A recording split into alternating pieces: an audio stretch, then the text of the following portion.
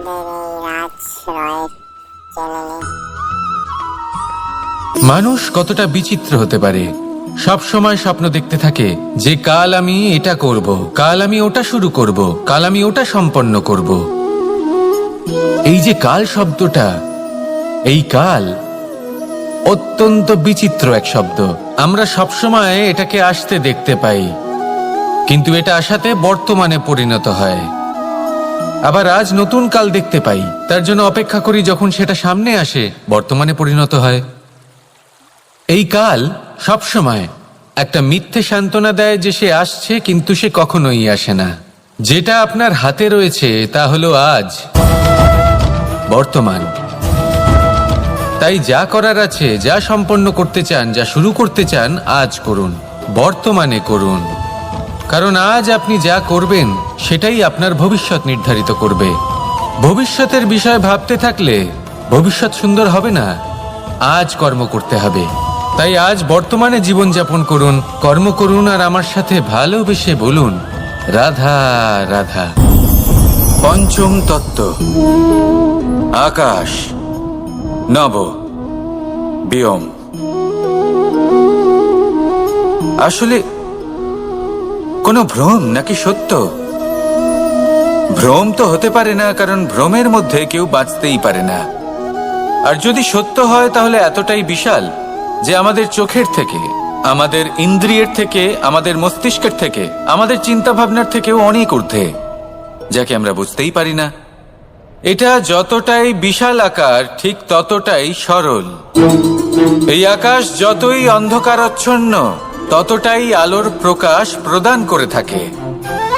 দেখতে গেলে এ হলো জীবনের সঞ্চালক, কিন্তু যদি ক্রুদ্ধ হয়ে যায় তাহলে প্রাণ কেড়ে নিতেও দ্বিধা বোধ করে না।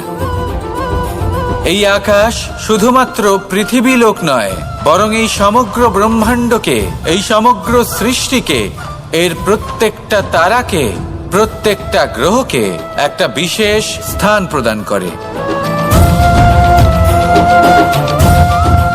এর নিজের কোনোই অস্তিত্ব নেই, কিন্তু সকলকে অস্তিত্ব প্রদান করে। এটাই হলো এই আকাশের মাহাত্ম্য। এই আকাশই হলো মাহাত্ম্যের প্রতিরূপ, যা আমাদের ভাবনা দ্বারা উৎপন্ন হয়। আপনিও আকাশের মতো এই বোধকে আপন করে নিন। আপনার জীবনও আকাশের মতন মহান এবং বিশাল হয়ে উঠবে। আর তখনই মন সুপ্রসন্ন হয়ে বলবে রাধা রাধা। আপনার থেকে বড়, আপনার থেকে মহান হলেন সেই গুরু। এটা কি আবশ্যক যে সেই গুরু কোনো ব্যক্তিই হবেন? কখনোই নয়। গুরু হলেন একটা তত্ত্ব, গুরু হলেন একটা শক্তি। গুরু একজন ব্যক্তি হলে শুধুই একজনই হতেন, কিন্তু তা নয়। গুরু হলেন একটা অনুভূতি, গুরু হলেন শ্রদ্ধা। গুরু তিনি যিনি আপনার ব্যক্তিত্বের পরিচালক হন। গুরু তিনি যিনি আপনার ব্যক্তিত্বের নির্মাতা হন। আপনি কখন, কোথায়, কোন স্থানে, কি রূপে গুরু লাভ করবেন আর কি শিক্ষা লাভ করবেন তা নির্ভর করছে আপনার মানসিকতার উপর, যে আপনি সকলকে কিভাবে আপন করে নিতে পারেন। যদি আপনি গুরুকে আপন করতে চান, জ্ঞানকে আপন করতে চান, তাহলে আপনার মধ্যে শ্রদ্ধা জাগ্রত করতে হবে, সামর্থ্য জাগ্রত করতে হবে। আপনি গুরু এবং জ্ঞানকে আপন করে নিতে পারলে তা এমনিই আপনাকে মহান করে তুলবে। তাহলে আসুন আর আমার সাথে ভালোবেসে বলুন রাধা রাধা। এই সংসারে এমন কিছু মানুষ আছেন যাদেরকে আপনার ভালো লাগে, তারা আপনার প্রিয়। আমরা চাই ওনারা আমাদের কাছে থাকুন, আমরা ওনাদের কাছে থাকি। এবার সেই ক্ষেত্রে আমরা তাদের ভালো ভালো উপহার দেওয়ার চেষ্টা করি, কারণ ওনারা হলেন আমাদের প্রিয়। আর তার বদলে আমরা আশা করে থাকি যে ওনারা আমাদের একটু সম্মান করবেন। এবার এই মানুষজন যারা আমাদের প্রিয়, এদের আমরা একটা উপহার দিই। সোনা দিয়ে থাকি, আভূষণ দিয়ে থাকি, হিরে মুক্তো দিয়ে থাকি। কিন্তু যদি ভেবে দেখি, এই সব কিছুরই একটা মূল্য আছে। ভেবে দেখুন, আপনি কি তাদের এমন কোনো উপহার দিতে পারেন যা কিনা অমূল্য? তা এরকম উপহার কি হতে পারে? ঠিক বলেছেন আপনি। প্রেম। এই প্রেমই হলো অমূল্য, কারণ মন থেকে এর উৎপত্তি হয়। না চেয়ে পাওয়া যায় আর না ছিনিয়ে নেওয়া যায় এই ভালোবাসা। ঠিক এইরকমই হয় এই সম্মান। যদি সম্মান করো তাহলে মন থেকে এবং ভালোবেসে করো, ভয় পেয়ে নয়। মনে রাখবেন, যে মাথা ভয়ের দ্বারা নত হয়, বিরোধিতাও প্রথমে সেই করে থাকে। যে মাথা ভালোবেসে নত হয় তা আপনার জন্য বলিদানও দিতে পারে। এই সংসারের সব থেকে বড় উপহার, সব থেকে বড় বরদান এই প্রেম এবং সম্মান। তাকে সম্মান করুন আর আমার সাথে ভালোবেসে বলুন, রাধা রাধা। কখনো কোনো চাতককে দেখেছেন? একটা চাতক বর্ষার জন্য অপেক্ষা করে। সেই বর্ষার জলে নিজের তৃষ্ণা নিবারণ করে, নয়তো সারা বছর তৃষ্ণার্ত থেকে যায়।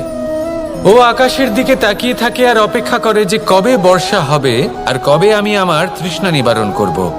সেখানে অন্যদিকে একটি কাক বা একটা পায়রা, এরা কি করে? যেখানে জল পায় পান করে নেয়, যেখানে খাবার পায় খেয়ে নেয়, আত্মীয় স্বজন বন্ধু বান্ধব যাকেই পায় তার সাথে সময় কাটায়, খাবার খায় আর চলে যায়। এবার এদের মধ্যে মিল কোথায় আর পার্থক্য কোথায়? দুজনের কাছেই ডানা রয়েছে, দুজনেই উড়তে পারে। এই আকাশ হলো ওদের, খাবারের দানা ওদের। পার্থক্য হলো তাদের অভিলাষার, পার্থক্য হলো তাদের আকাঙ্ক্ষার, পার্থক্য জীবন যাপনের ধরনের। এবার যত বেশি আকাঙ্ক্ষা থাকবে, যত দামি জীবন যাপন করার ইচ্ছে থাকবে, তত বেশি কষ্ট আপনাকে সহ্য করতে হবে। আবার অন্যদিকে জীবন যত সরল হবে, জীবন যাপন যত সরল হবে, সমস্যা ততটাই কম হবে। তাই সবসময় চেষ্টা করবেন আপনার মানসিকতা এবং আপনার জীবন যেন সরল হয়। ভালোবাসতে থাকুন। যদি কেউ আপনাকে ভালোবাসে, তাকেও আপনি ভালোবাসা ফিরিয়ে দিন। তাদের সাথে কথা বলুন, কিছু তাদের কথা শুনুন, কিছু নিজের কথা বলুন। দেখবেন সকল তাপ উত্তাপ দূর হয়ে গেছে। এটাই তো হলো জীবনের সারমর্ম। তাই প্রেমে থাকুন, ভালোবাসুন, আর ভালোবেসে আমার সাথে বলুন, রাধা রাধা। ক্ষমা একটা অত্যন্ত সুন্দর শব্দ, আমার খুব প্রিয় শব্দ। কিন্তু এই ক্ষমা কখন আর কিভাবে প্রয়োগ করতে হবে সেটা বোঝা প্রয়োজনীয়। এক, যদি আপনি কোনো অন্যায় করেন আর ক্ষমা না চান, ক্ষমা প্রার্থনা না করেন, ক্ষমা চাওয়া থেকে এড়িয়ে যান, তাহলে তাতে আপনারই ক্ষতি হবে। কিভাবে? ক্ষমা না চাইলে মনের মধ্যে অহংকার জাগ্রত হয়, আর অহংকার তো প্রকৃত অর্থে আমাদের ক্ষতিই করে। দুই, কেউ যদি অপরাধ করেন, আপনার থেকে ক্ষমা না চান, তাহলে তাকে ক্ষমা করবেন না। ক্ষমা হলো অত্যন্ত অমূল্য, আর না চাইতেই কাউকে ক্ষমা দান করা এটা উচিত নয়। তিন, যদি কেউ আপনার সাথে অনুচিত কিছু করেন, অপরাধ করেন, আর আপনার থেকে ক্ষমা চান, তাহলে তাকে ক্ষমা করে দিন। তাতে আপনার অন্তরের করুণাবোধ জাগ্রত হবে, প্রেম জাগ্রত হবে, আর তা আপনার জন্য শুভ হবে। চার, যদি আপনি নিজে কোনো অপরাধ করেন, তাহলে অবশ্যই ক্ষমা চাইবেন। তাতে আপনারই লাভ হবে। কিভাবে? সামনের ব্যক্তি আপনাকে ক্ষমা করুক বা না করুক, আপনার অন্তরের অহংকার ক্ষীণ হবে, আর এই মন আরো নির্মল হয়ে উঠবে। এই ক্ষমা অত্যন্ত অমূল্য, ভেবেচিন্তে একে ব্যবহার করুন, আর আমার সাথে ভালোবেসে বলুন, রাধা রাধা। একবার একজন গুরু তার শিষ্যদের পরীক্ষা নিচ্ছিলেন। উনি ওনার প্রত্যেক শিষ্যকে একটি করে পাখি দিয়ে বললেন সেই পাখির বলি দিতে হবে, কিন্তু এমন এক স্থানে যেখানে কেউ তাদের দেখতে পাচ্ছে না। প্রত্যেক শিষ্য নিজের যাত্রা শুরু করলো। কেউ ঘন বনে প্রবেশ করলো, কেউ অন্ধকার গুহায় প্রবেশ করলো, কেউ দূরে কোনো পর্বতের শিখরে পৌঁছে গেল। যে মুহূর্তে দেখলো তাদের কেউ দেখতে পাচ্ছে না, তারা সেই বলি দিতে চেষ্টা করলো। যেই বলি দিতে গেল, সেই পাখি আলোর কিরণে পরিবর্তিত হলো এবং লুপ্ত হয়ে গেল। একজন শিষ্য ছিল যে আবার গুরুর কাছে ফিরে এলো। সে বলল, ক্ষমা করবেন গুরুদেব, কিন্তু আমি এমন কোনো স্থান পেলাম না যেখানে কেউ আমাকে দেখতে পাচ্ছে না। অন্য কেউ না দেখতে পেলেও আমি নিজে দেখতে পাচ্ছিলাম, আমার অন্তর্মন দেখতে পাচ্ছিল। সেই শিষ্য বুঝতে পেরেছিল যে পরমাত্মার দৃষ্টি সবসময় তাকে দেখতে পাচ্ছে।